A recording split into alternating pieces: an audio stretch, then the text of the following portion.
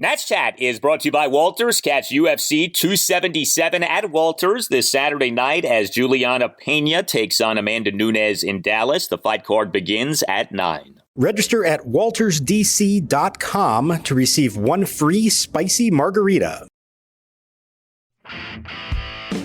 Now the set of the pitch. And Garcia swings and drives one to deep right. Way back. Going. Gone. Goodbye. A 2-run home run for Luis Garcia and his third hit of the game. A triple, a single, and a 2-run home run with the Nationals cashing in. And the Nationals are back in front. It's Washington 4 and Los Angeles 3. Now the pitch swung on, driven to the gap, left center field. Long run for anyone, and this one hop up against the wall and in play. Robles has scored. Rounding third is Soto. Turner's throw to the plate is not in time. Nelson Cruz breaks the offer and clears the bases with a 2-run double here in the top of the 9th inning. The Nationals have put a crooked number and a 3 spot on the board. It's now Washington 7 and Los Angeles 3. And welcome to Nats Chat for Wednesday, July 27th, 2022, along with MASNsports.com Nationals insider Mark Zuckerman, who was at Dodger Stadium in Los Angeles. I'm Al Galdi, host of the Al Galdi podcast. As we all know, baseball, like life, often makes no sense. And so in that regard, it makes perfect sense that the Major League Worst Nationals now are on the verge of authoring their first series sweep of the season, and in a series at the National League leading Los Angeles Dodgers. Go figure. Tuesday night in a game that started at 10:10 p.m. Eastern, did not end until 1:37 a.m. Eastern. The Nats overcame a 3-2 eighth inning deficit and won at the Dodgers 8-3. 8 runs, 14 hits. Nats went 4 for 12 with runners in scoring position. And the Nats did all of this despite the man who is the talk of baseball, Juan Soto, doing next to nothing in this game. It makes no sense. And so, Mark, I guess in a strange way, it all makes perfect sense. But how about the Nats on the doorstep of a 3-game sweep at the Dodgers? Well, I got to say, Al, I feel like I've been here before. I just watched the Nationals hit a towering home run to right field in the 8th inning to take a 3-2 lead at Dodger Stadium, and off a lefty, Clayton Kershaw must have just been crushed to give up that home run, pitching in relief. And then when they tack on the runs and all of a sudden it's 7-3 and the crowd is booing and they're leaving early as the Nationals are about to clinch. Oh, no, wait, I'm sorry. That was the 2019 Game 5 of the NLDS. This was like a carbon copy of it. Now, I get it. The stakes were nothing at all like that, not even close. But I will say this, for a lot of these guys, especially the younger ones who have not been here as long, this means something to them. And you could tell it meant something to them the way they reacted. They were celebrating this. This is a significant couple of days for them. This may be as close as they get to any kind of big-time games, postseason type games. This means something to them, and it made it a lot of fun to watch, I got to say. It's funny you mentioned the crowd. 53,302. That was the official attendance at Dodger Stadium on Tuesday night. That, for now, the largest crowd at a Major League game this season. But I tell you what, if you were watching that game, especially in the latter innings, that place emptied out in a hurry. You got to love LA sports crowds, late arriving and early departing. And man, did that stadium empty as the Nats took over the game over the 8th and 9th innings. Exactly what it was. As soon as Luis Garcia's homer clears the fence, you started to hear boos. Then you started to see people making their way up the aisles. And then, like I said, when Nelson Cruz hits the double to make it 7-3, that was it. They were done here. And I've seen it before. Again, the stakes were a lot higher that night, but there's a little bit of satisfaction, I think, for the Nationals to take, especially this group, given how little they have accomplished this year, to do this to this Dodgers team. They're going for a sweep on Wednesday. Can you believe that?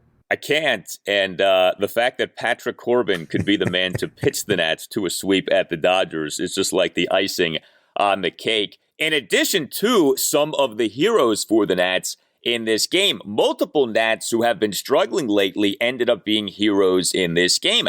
I guess we'll start with Luis Garcia, who had the biggest hit and had multiple big hits in the game. You know, he has cooled off offensively here over these last few weeks, but man, did he have a big night on Tuesday night. Luis Garcia, 3 for 5 with a 2-run homer, a triple, and a single. Top of the fourth, he had a 1-out opposite field triple to left field on a 1-2 pitch. The ball bounced past Dodgers left fielder Trace Thompson, but a really good piece of 2-strike hitting by Garcia. Top of the sixth, he had a 2-out single to center field, and then in that Nats 2-run eighth, a 2-out, 2-run homer to right field on a 1-2 pitch for a 4-3 Nats lead. So Luis Garcia on Tuesday night had a homer on a 1-2 pitch and had a triple on a 1-2 pitch. Not bad. Not bad at all. And I want to take you back to the pitch right before the home run. He's down in the count, 1-2. Garrett Clevenger, the lefty, throws him a tough slider down and away, and he fouls it off. We talk so much about Luis Garcia having the ability to put the bat on the ball. His contact skills are really good. He doesn't draw walks, as we know, but he is really good at making contact. And he fouled off a tough pitch, and that then put him in position to turn on the next slider he got, which was inside instead of down and away, and he was able to do exactly that. We have seen here over, bits and pieces over the last 3 seasons, this kid has the ability to do those kind of things. He has had some big moments. He has hit off of lefties. He's even hit for some power off of lefties. And what I loved about it was you saw him point to the dugout as soon as he hit the ball. So we asked him what was that about. He said he was pointing at Davey Martinez because right before the at-bat, Martinez says to him, "Hey, do you want to face this guy?" It's a tough lefty matchup for him. Luis says, "Yeah, because I'm going to hit a double or a home run." And I said, "Well, what made you so confident?" He kind of sheepishly smiled and says, I don't know. I'm just always that confident. He plays with some swagger. Now, that can be to his detriment at times, but I think in the bigger picture, what we've seen from him, there's a lot to like there. You can see that Luis Garcia has something. If he can harness it all, put it all together, obviously improve in the field, there's something there. And it's really cool to see it come out like that on a big stage like this. Yeah, I mean, I think that swagger probably is part of the issue for him defensively, but certainly offensively, that probably helps him and certainly seemed to help him on Tuesday night. Tremendous work by Luis Garcia and tremendous work by Nelson Cruz. You talk about needing to have a big hit, especially a big extra base hit. Nelson Cruz had that on Tuesday night. He is not having a good season, as we know. He has been especially bad in this month of July. So bad that he on Tuesday night did not start the game, and that's very rare. He has missed some games this season, but usually due to these minor ailments from which he comes back in a game or two. Well, Nelson Cruz on Tuesday night came off the bench. He, in the top of the 8th, struck out as a pinch hitter. So you say to yourself, well, this is, the month and the season that Nelson Cruz is having, but he stayed in the game, and he, in the top of the 9th, came through. The Nats had a 4-run 9th inning highlighted by a Nelson Cruz 2-out, 2-run double off the left center field warning track for a 7-3 Nats lead. This was just Nelson Cruz's second extra base hit in this month of July. He really has hit for no power in this month. But boy, was that a big hit. Certainly a needed hit. Had to feel really good for Nelson Cruz. He desperately needed that one, Al. I wrote about him actually before the game because he was out of the lineup, like you said. Possibly the first time this year he's been out of the lineup for a non-health related reason. He's otherwise essentially started every game this year, and there was nothing physically wrong with him this time. This was Davey saying, you know what?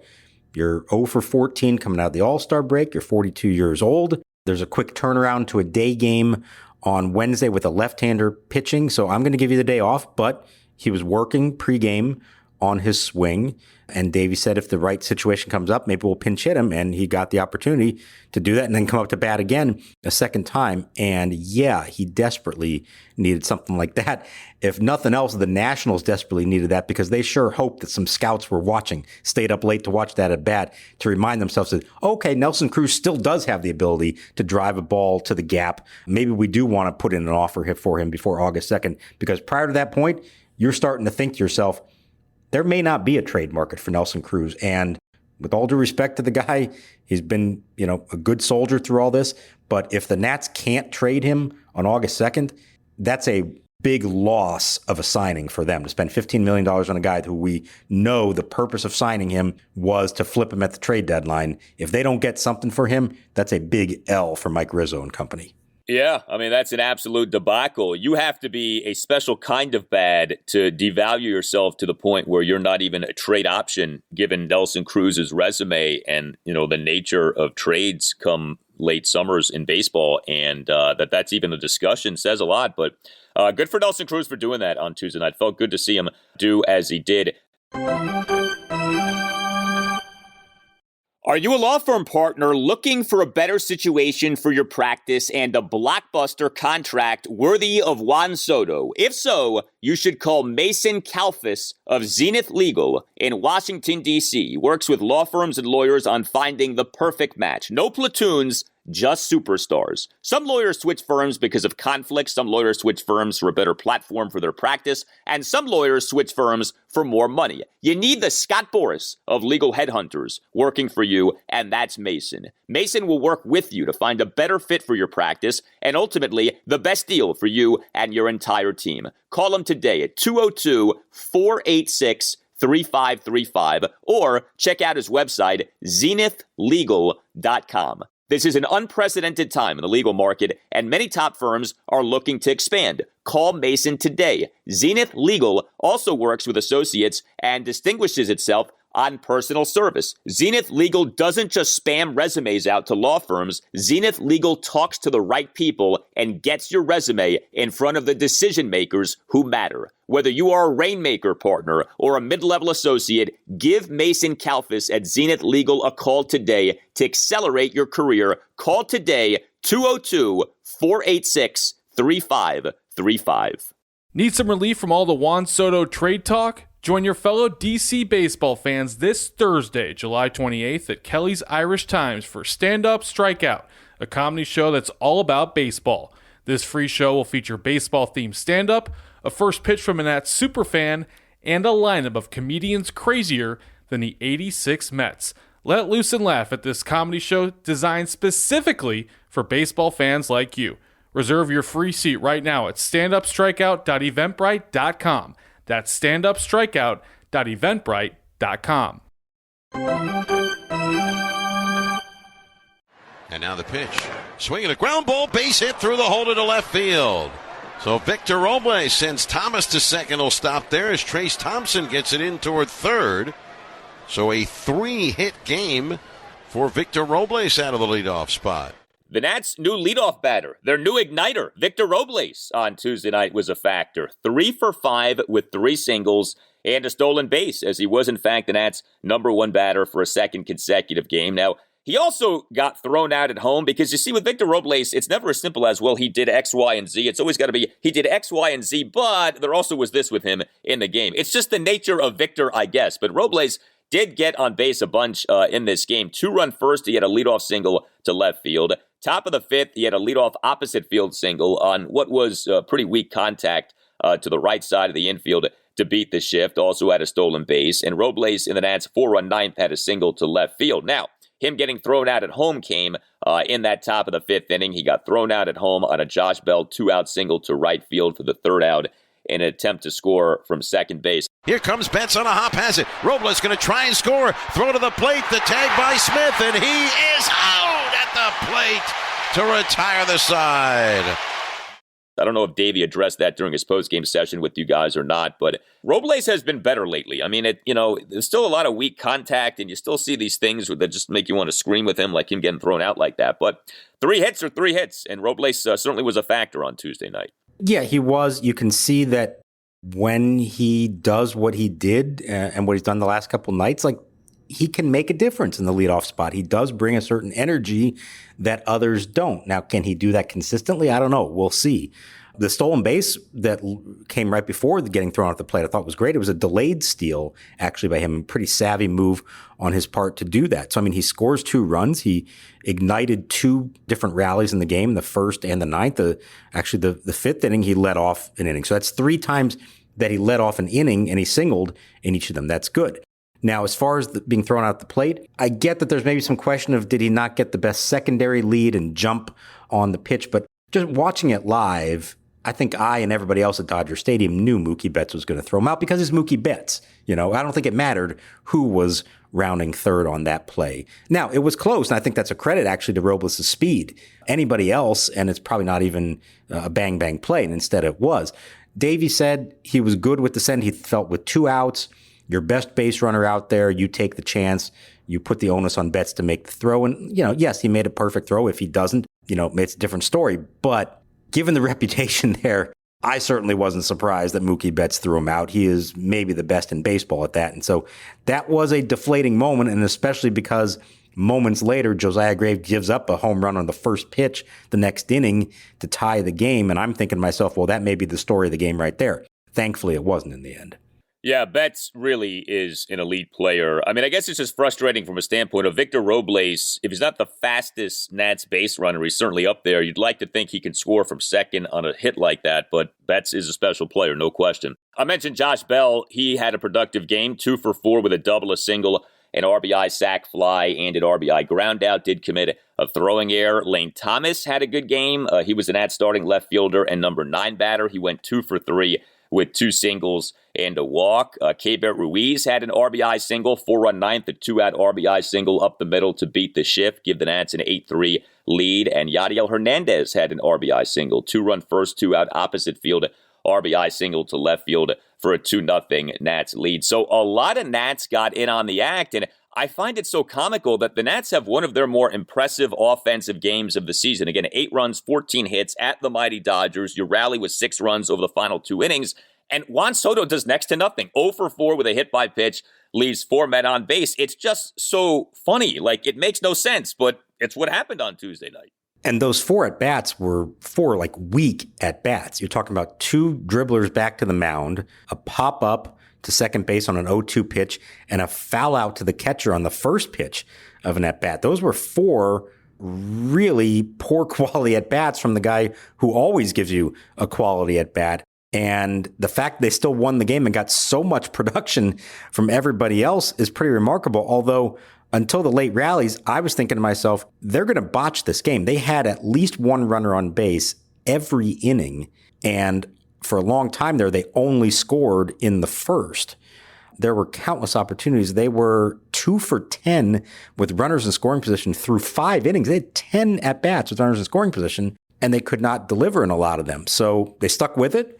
To their credit, they got great pitching, which helped allow the game to still be within reach for them there at the end. But boy, you'd like to see what this team could do if they just came through a few more times with runners in scoring position. It could have been a totally different story and may not have needed all the late drama.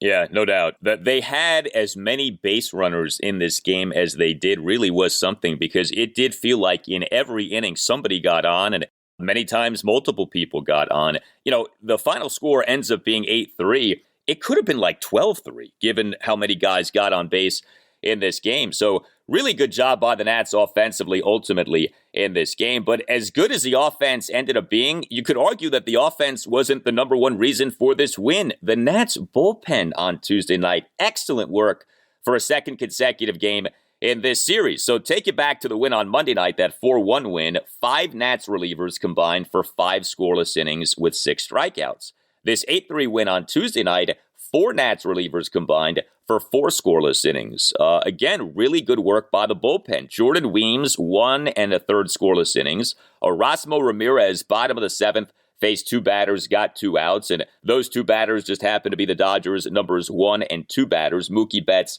and Trey Turner. Victor Arano tossed a scoreless bottom of the 8th, despite giving up a leadoff single to Freddie Freeman, and despite Josh Bell committing a 1-out throwing error. And then Hunter Harvey tossed a perfect bottom of the 9th. I mean, Weems, Ramirez, Arano, Harvey, not exactly, Sean Doolittle and Daniel Hudson at their peak, okay? I mean, this is not what it's supposed to be, and yet it was quite good on Tuesday night.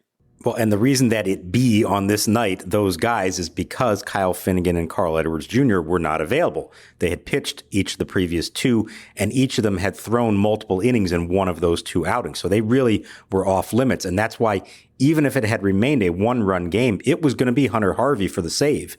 And that would have been fascinating to see if he approached it any differently. Now, it turns out he had a nice, comfortable 5-run lead and no big deal.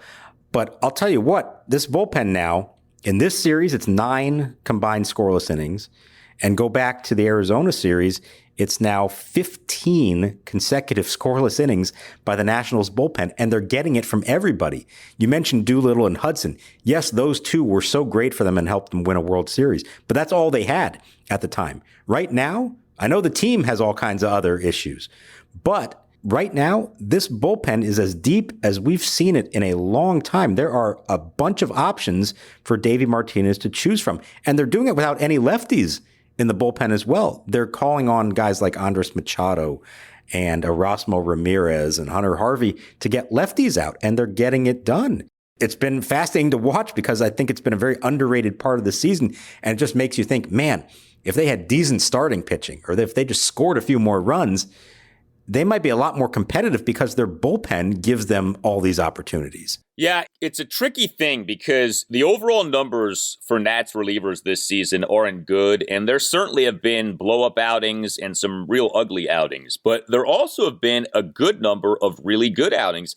It feels like it's been a high variance pen where like it's either been great or, you've had like a day on which a lot of guys struggle or one guy struggles a lot, and so that really makes the numbers look not so good. But time and again, we're having this conversation of, hey, the bullpen did a good job. Hey, the bullpen kept the Nats in the game. And right now, over the first 2 games of this series, the bullpen is the MVP of the series. I mean, the bullpen is holding on tight and making it so that the Nats can come back to win these games. The Nats have come back to win each of these first 2 games in this series. And certainly the comeback on Tuesday night was particularly impressive.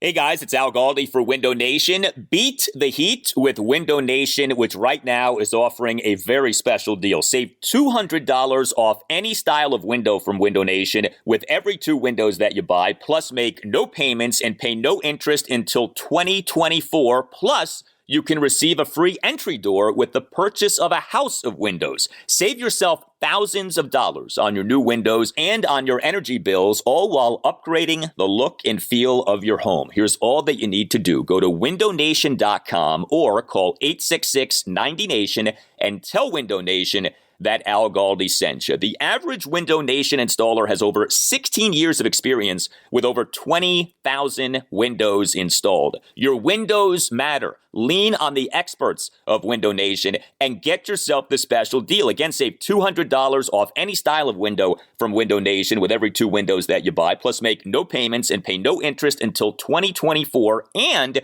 receive a free entry door with the purchase of a house of windows. Visit windownation.com or call 866-90-NATION and tell Window Nation that Al Galdi sent you. That's windownation.com or 866-90-NATION and tell Window Nation that Al Galdi sent you.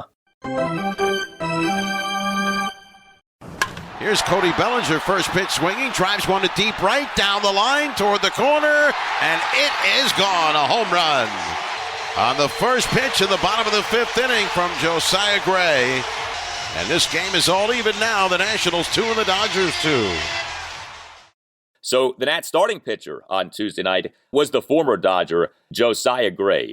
He was pitching in a game for the first time in 13 days, so you weren't quite sure what to expect, but you knew that the last time we had seen Josiah Gray pitch off substantial rest, he had looked pretty good. We also knew, though, that Josiah Gray had struggled quite a bit against the Dodgers earlier this season. Well, we ended up getting a rather mixed game from Gray on Tuesday night. 3 runs in 5 innings. He gave up 5 hits, 2 homers, a double, and 2 singles. He issued 2 walks and a wild pitch. He did have 6 strikeouts, so that was good, but he over his 5 innings threw 94 pitches, 53 strikes versus 41 balls. He, in the bottom of the first, allowed a run on a leadoff homer by Mookie Betts to dead center field to cut the Nats' lead to 2-1. And then Gray, in the bottom of the 5th, gave up 2 runs, including giving up a leadoff first pitch homer to Cody Bellinger to right field to tie the game at 2. There was some good from Josiah Gray in this game, but you saw the pitch count become sky high, and Mark, again, the home runs. I mean, every game it feels like Josiah Gray is good to give up multiple home runs.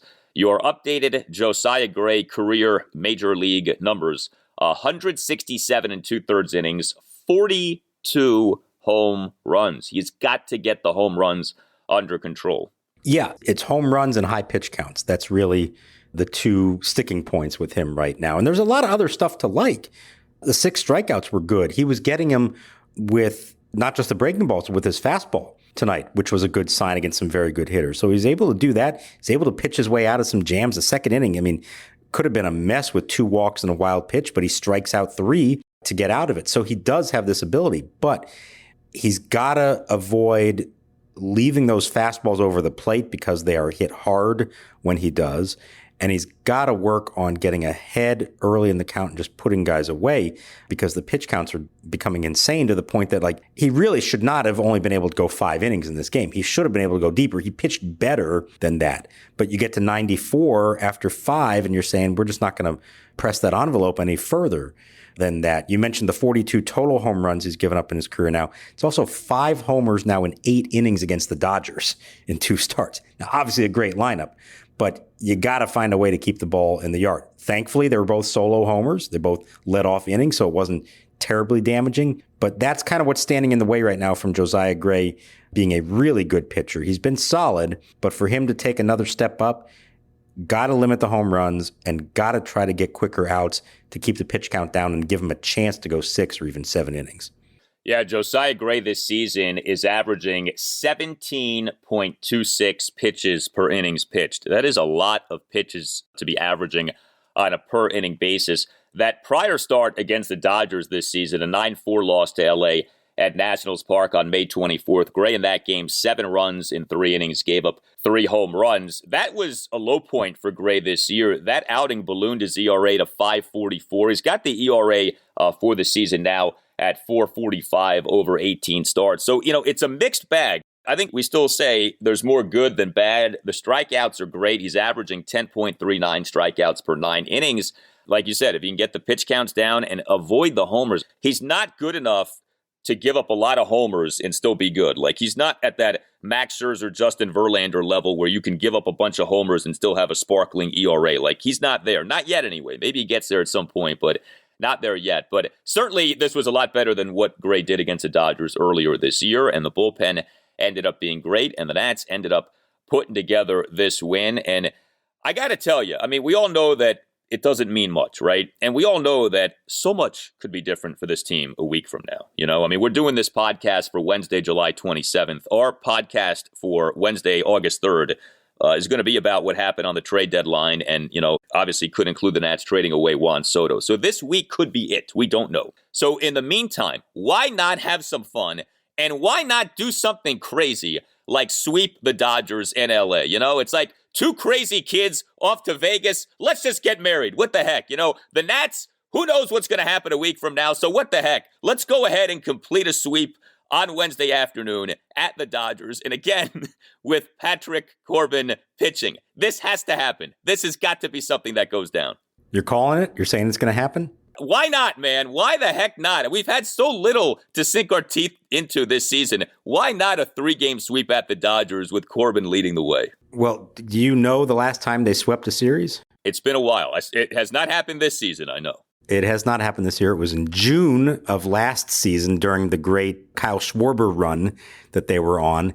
And the last time they swept a series on the road, and thanks to Tim Shovers for pointing this out to me, I remember this series very well, was in August of 2019 at Wrigley Field. That was a big turning point for what became the World Series champions. It was a big series against what was still considered a good Cubs team. They had a bunch of come-from-behind wins. That's when you thought to yourself, this team might be special, and obviously they were. That's how long it's been since they've swept a road series. A whole lot has changed since then. The fact that this team is now in a position to potentially do it at Dodger Stadium is wild. But this is why we do this podcast every day. This is why all of you out there listening keep tuning in every day and why you watch this team every day, because you never know what might happen. And even during an otherwise miserable season that could have a miserable outcome a week from now, like you pointed out, this is still fun. They're having fun in that clubhouse. We're having fun watching it, and we'll just see how this continues. Let's go out with a bang. If things are going to end on August 2nd, let's go out with a bang with this sweep at the Dodgers. You tell us what you think. Hit us up on Twitter at Nats_chat. You can email the podcast, natschatpodcast@gmail.com, including if you would like to become a sponsor of the Nats Chat Podcast, hit up Tim Shover's Nats Chat Podcast at gmail.com. You can get yourself a Nats Chat Podcast t-shirt by going to natschatpodcast.square.site. That's natschatpodcast.square.site. All Nationals radio highlights on Nats Chat are courtesy of 106.7 The Fan. For Mark Zuckerman, I'm Al Galdi, and we'll talk to you next time on the Nats Chat Podcast. 1 ball and no strikes. Here's the pitch. Swinging a ground ball to third again. Franco up with it cleanly. He has time. His throw to Bell in plenty of time to get Betts. It's a 1-2-3 inning for Hunter Harvey, and a Curly W's in the books. And so is a series win over the Dodgers in Los Angeles.